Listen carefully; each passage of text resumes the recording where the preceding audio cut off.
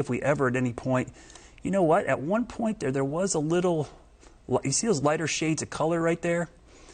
That's usually an indication of debris. And in this time of year, with the leaves coming off the trees, that's likely leaves being picked up and then showing up on the radar.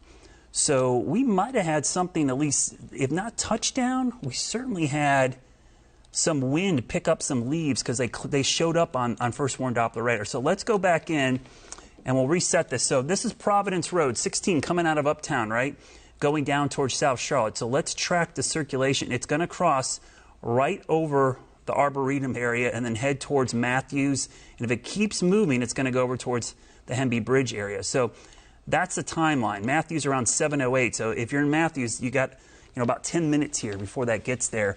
But if you're in these areas of town, or if you know somebody in these parts of town, go ahead and text them. Just call them. Say, please get to your shelter location, at least temporarily, until this storm passes. And remember, what we want you to do is get to that lowest floor in your house. Remember these safety tips. Get to that interior room. If it's a closet, a pantry, a half bath is great. That room in green is where we want you, because that puts as many walls between you and the outside. You don't need a basement. Just go to the lowest level of your house. If it's the first floor, great. That's where you need to go. And put as many walls between you and the outside, because what we're concerned about in these type of situations is what the wind picks up. That debris I was showing you on radar, hopefully that's just leaves, because if it's other debris like branches, 2x4s, houses, that's what we want those walls to block. We want to basically give a barrier between you and the outside. And if you have a helmet, grab a helmet and put it on. Any kind of bike helmet, hard hat, skateboard helmet. Kids got helmets, put it on them, get them to that safe spot. So again, this is the area we're watching right there just north of Weddington. Union County, you're technically in this because it's on the border, but I would tell you the circulation is just across the state line and right across the county line. So this is just north of Lancaster County, just northwest of Union County, in the extreme southern sections of Mecklenburg County. And right now it looks like it crossed over 485. So now it looks like it's closer to the Raintree community. And again, like I said, Raintree, Cedarwood Country Club is right over here on the top of your screen. So you're looking at the Cedarwood area. Here's Raintree is right in this area. There's Raintree Lane going into the neighborhood, and then you got the Arboretum right over here, and then you're heading towards areas as you get closer to Providence Road. So this is Providence coming right down, meets up with Pineville Matthews Road, and if this continues moving east, you're going to be heading towards Sardis Road and then Matthews in that area right there. So this is tracking to the northeast at around 20 to 25 miles per hour. So what I'm going to do is track just the circulation so that you know where the circulation is. It's raining other places, but I'm going to track the circulation because to me that's the most important part of the storm. There you go. Old Providence coming up here in about 6 minutes. It is currently 6:59, and then Matthews around 7:13, and then Hemby Bridge, if it makes it into the northwest sections of Union County, you're looking at something closer to maybe around 7:26. So let me go back to the other view of the radar real quickly just to show you this whole thing.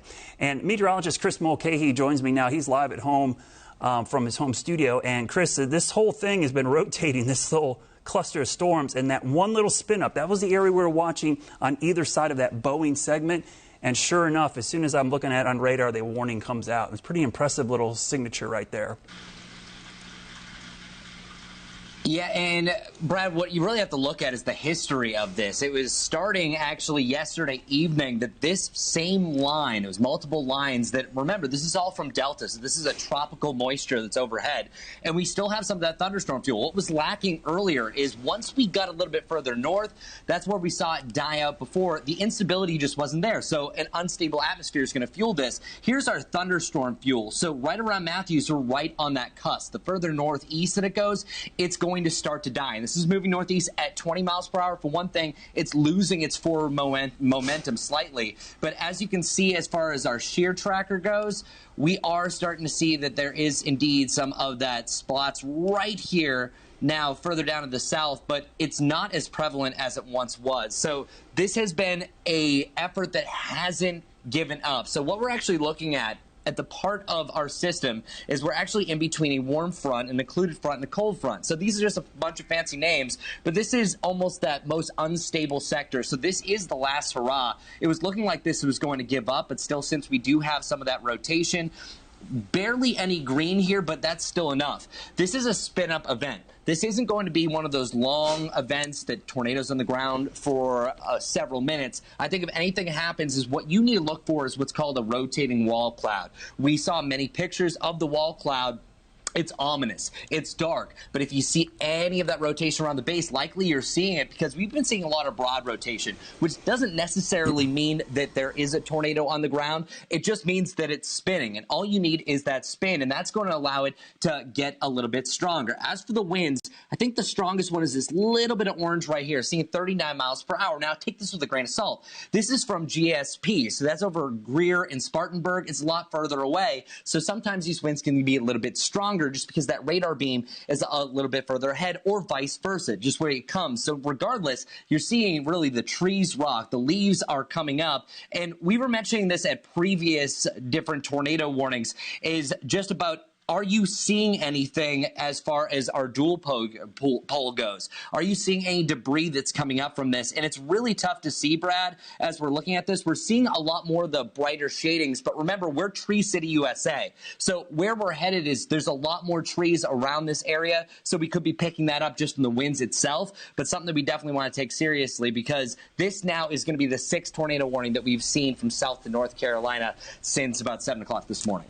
Yeah, Chris, that's a good point. And just looking at the returns on radar, I think you're exactly right. I think we had some leaves picked up briefly by this system. It may have been straight line winds even that picked up some of those leaves and blew them around. But the circulation is now approaching Matthews. It's right about here, heading towards Matthews. So this is 74. So it's about to cross over 74. Now, the warning is only up for a little bit longer. Now, Chris was exactly right. These aren't long track tornadoes. These are quick spin-ups. That's why you're seeing what we call short fuse warnings. These warnings are only for about 15 to 20, maybe 30 minutes max. This one was only about a 20-minute warning, not those long fuse, which are 30, 40, 45-minute warnings where we expect the circulation to last long.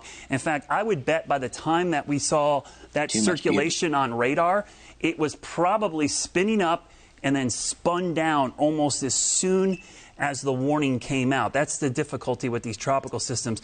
So I'm going to show you the velocity data again. And what I think is fascinating when you loop this, and I know this just looks, like a bunch of greens and reds, but you can actually see 2 areas of rotation. In fact, the whole cluster of storms is actually rotating. We have this one cluster in the southern part of the county, but believe it or not, there's another area, northern Lake Norman, southeastern Gaston County, that's heading towards the airport.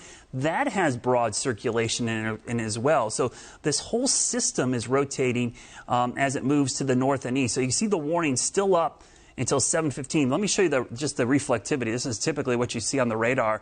And you can see the whole thing is rotating, which is making this, which is really causing it difficulty to kind of pick out where the actual rotation is going to spin up. What I think has happened, and I was talking about this during 6, I'm going to go back to about 6:30. We had this big rush of wind, the greens pushing towards the city of Charlotte. But what happens is when those push out so strongly, they tend to then curl up on either side. And exactly where we have this current tornado warning, that is exactly where we had that one of those curling up areas. We got another one here. So on either end, we call these bookend vortices on either side of a surge of air like this when we get a bow echo. And that's what we're seeing on the radar. So that's what really prompted the warning. But as Chris was mentioning, and I think it's exactly right, when these things come up, they spin up really quick, and then they're gone. But then you can get another spin up in a short period of time. So one of the things I'm watching is this velocity data, see if we're going to see that kind of spin back up or cycle back up. But I will tell you, it looks like it has weakened quite a bit. And I'm looking at, they're probably going to cancel this warning here in about 10 minutes. Their weather service, I'm chatting off air here with as we're going back and forth, and the storm has weakened quite a bit. They're going to wait a few more minutes to see if it tightens back up. And as pretty much what we were talking about, Chris, that, this might be cycling. It might weaken briefly and then spin back up. But right now, the warning is still set to expire at about 7:15, which is just, about 14 minutes away or so. So we're getting really close to this expiring. Yeah, and Brad, I like what you said a little bit earlier, too, is that when these tornado warnings are issued, sometimes the tornado could have actively happened or happened. And these spin-up tornadoes, they can be just a snap of a finger. Sometimes they can just go down, come right back up. But one thing that we've been watching through much of the day, starting earlier this morning, is it's always that hook, as Brad was saying. And right now what you're seeing here on the Doppler radar, there is a little bit of that dry spot. You're not noticing the rain that is heavy. Now watch when I turn on as far as the velocity goes, notice the difference. Notice how you're seeing those reds to the green. So that's where everything is wrapping back in. And I'll bring up our arrow tool. You can see exactly what I'm talking about. So it's right here. The arrow tool is not working for me. Let's try that one more time. All right, so it's going to be right through here as you're starting to see it go in that counterclockwise rotation. It's getting pretty broad. So once it starts to tighten up a little bit more, again, as Brad was saying, that's where we're really going to be seeing a bigger cause of concern. I think that we're seeing this just like we saw for the previous tornado warnings that were moving into York County from Chester County, is it was really tight at first, then it gets a little bit broader. I still think if you're out and about, which is a good idea to get inside at this point, because regardless of it being a tornado or not, we love to say wind is wind is wind is wind. A wind gust of 40 to 60 miles per hour is still enough to do just as much damage as a weaker end EF0 tornado. But as of right now, I think that we are in good shape as far as this expiring. And we always like to look up. It's not just about what's happening at the surface. It's about thousands of feet up in the atmosphere. So that's why we want to cut in the storm. I love slicing into the storm because you really have a good idea of exactly what is happening. So let's check this out. Splitting right through where we're seeing some of that rotation, this is not a strong enough storm to really provide a tornado to last a lot longer. These need to be above 30,000 feet. You're seeing it right now only at about 10,000 feet. And you can also see here, as we're getting around Tuckaway Park, Old Providence, that's where we're seeing the core of the storm. That's where the winds are approaching their maximum right now at 40 miles per hour, which is even below severe thunderstorm warning status, but that realistically can be misconstrued in the data. We're seeing it here as far as our velocities go, that little area of the green. That is only showing winds at about 40 miles per hour. So this isn't especially strong right now. And even just about 5 minutes ago when I was showing you this, and I'll change the angle for you, the one difference that you're seeing is you're not seeing those oranges. When those oranges start to pop up, it really shows that the winds are stronger. So it's not as bad, but we are still seeing that rotation. So Brad, this is something that has not given up. We first saw them west of Chester County. Then we saw them in the eastern side of the viewing area in Richmond and Anson County. Now they were back in the same area around Chester County, and now it's a lot more populated area. So every tornado warning is serious, but this one is definitely impacting thousands more people than the previous ones that we saw throughout today. There's two areas of concern that I have, and one is where the warning is right now, and likely it is weakened and dissipated, but we've got another area near the northern parts of Lake Wylie into the area around Belmont, just west of the airport. These two areas are actually showing broad rotation, one there and one now approaching Independence/74, just near the Matthews area. Those two areas, there's broad rotation. So that typically means that the storm's rotating in the mid-levels, maybe around 10 to 15,000 feet. That's what the radar's picking up. Down near the surface, though, we're not seeing a tight circulation. And one of the reasons we're probably not seeing that tight circulation closer to the surface, we're getting closer to, we're past sunset now. Sunset was at, what, 6:52? So the sun went down, and we're losing the heating of the day, and the heat near the surface is what usually connects those circulations down to the ground. So we're not seeing that right now, and that's a really good sign because we're likely going to see this warning allowed to expire here in about 5 minutes. But I would caution you, anywhere along the path of this storm as it moves north and east, we could have something spin up quickly. So what I'm going to do, I'm just going to track the whole line as it pushes north and east, and we'll do a quick storm track on that as it moves up, pretty much up by 85, the whole system. Moving across Mecklenburg County, it's going to head towards Huntersville, Harrisburg, Clear Creek, Concord. If it keeps going all the way to Salisbury, and you can see the timeline there, closer to about 8:20 to 8:30 or so as it moves to the north and east.